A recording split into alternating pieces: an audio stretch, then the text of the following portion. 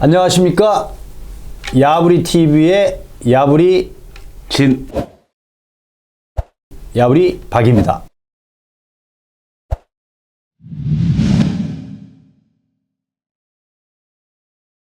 이제 이번 대통령 그 담화하고 그 국민과의 대화 뭐 이런 시간에 보니까 3기 신도시를 앞으로 그러니까 민간한테 택지를 분양을 해서 민간이 공급하는 시장은 더 이상 지향하겠다. 그리고 LH에서 직접 공공임대를 좀 챙겨라. 뭐 이제 이러한 이야기가 나왔는데 이게 사실은 LH 조직으로서 이것을 100% 다 챙기기에는 쉽지는 이제 않을 거라는 생각이 이제 저는 들거든요. 왜냐하면 이제 여태까지의 그 조직이 도시 개발을 해서 개발 사업을 해서 택지를 판매를 해서 택지 공급을 하는 역할이 주였고 그 부분에 이제 일부분에 이제 뭐 공공임대나 이런 것도 공모 제한 사업으로 해서 이제 진행했던 게 있는데 이제 그런 것들을 더 이제 확대하는 이제 그런 부분으로 가지 않을까라는 생각이 들고요.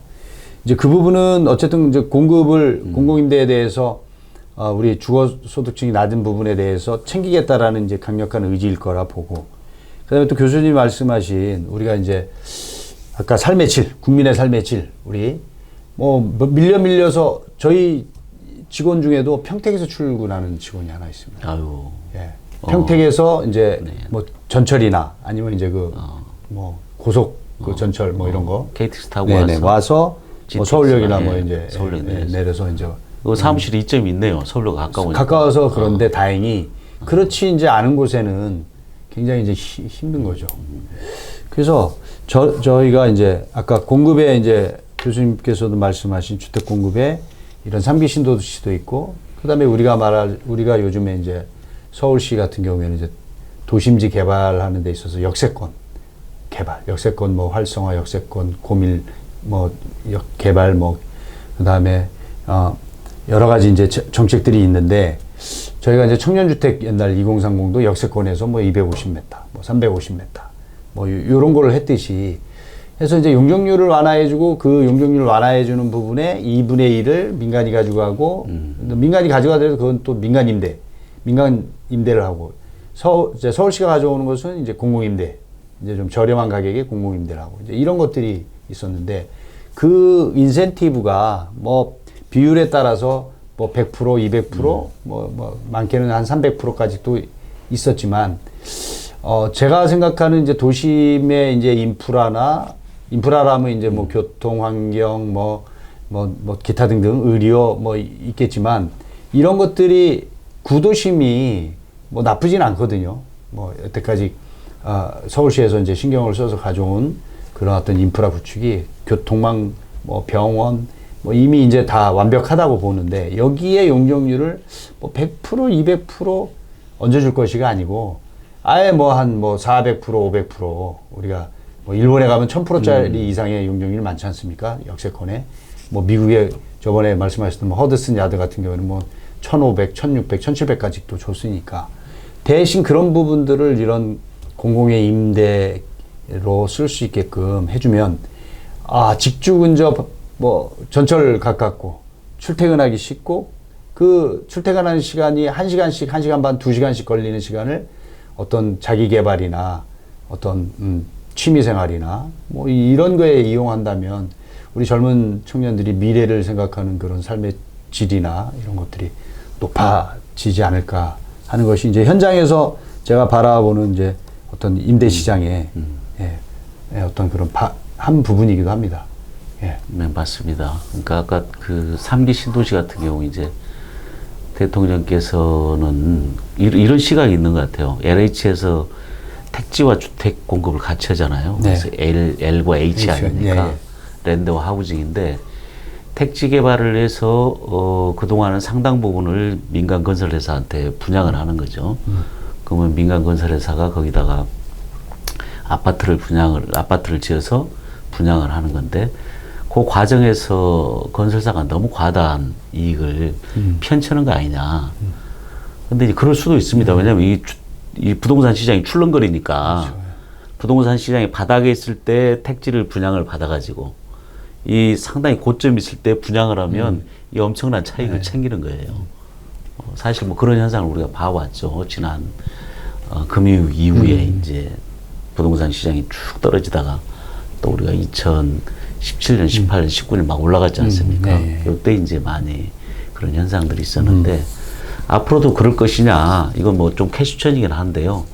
그 부분을 어떻게 적절하게 제어를 하고, 물론 건설사도 적정한 이익은 보장이 돼야지 뭐 기업이 또 운영이 되는 거니까. 그러면서도 원활하게 주택 공급을 할 수 있는 방안이 뭘까 좀 고민을 해야 될 것 같고요. 그렇다고 그 많은 물량을 LH 혼자서 한다는 건 또 LH는 나름대로 한계가 있더라고요. 제가 보니까. LH에서 만약에 그걸 모든 걸 다 하게 되면 LH에서 설계 발주하고 설계 끝나면 공사 발주해서 시공사 선정하고 다 짓고 나면 이제 뭐 이렇게 입주하고 이런 형태인데 LH가 갖고 있는 또 한계. 또 LH에서 하면은 또 대기업들이 별로 또 안 들어가지 않습니까? 그렇죠. 공사 단가는 이게 안 맞기 때문에. 그래서 다 짓고 나면 이 주택에 대한 퀄리티가 좀 상당히 떨어져요. 차이가 있어요. 그렇죠. 이것도 분명하거든요. 그런데 수요자 입장인 수요자 입장에서 우리 국민들, 시민들 입장에서는 LH에 짓는 아파트보다도 대기업에서 짓는 아파트를 굉장히 또 선호를 한단 말이죠.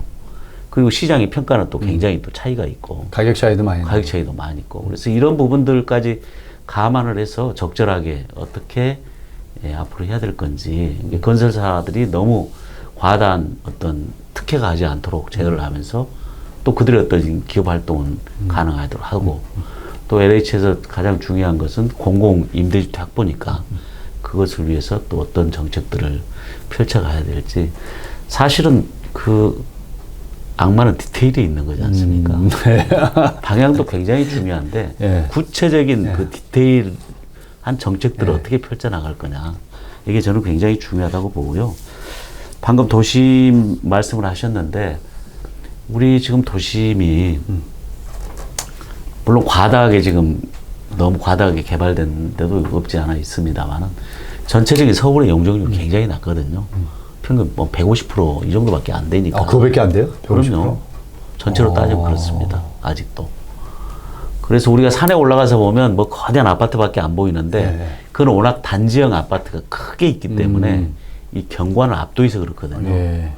그래서 우리가 단지형 아파트를 계속 늘려갈 거냐는 도시계획적으로, 도시경관적으로 고민을 해봐야 돼요. 사실은.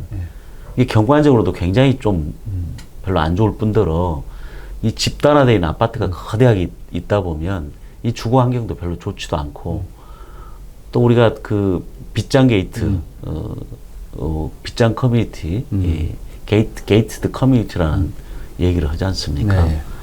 서로의 어떤 그 단지 간에 단절이 되니까 이 사회, 도시 하나의 사회 전체 공동체 면에서도 별로 좋지 않거든요. 그러니까 그런 부분은 좀 고민을 하되 우리가 뭐 뉴욕이나 시카고나 그 다음에 동경처럼 군데군데 필요한데 역세권 중심으로 해서 고밀 개발, 컴팩트 시티를 지향하는 것은 굉장히 필요합니다. 또 일자리도 같이 집어넣고 컴팩트 도시를 지향을 하면서 그렇게 좀 개발을 했으면 좋겠다는 생각입니다.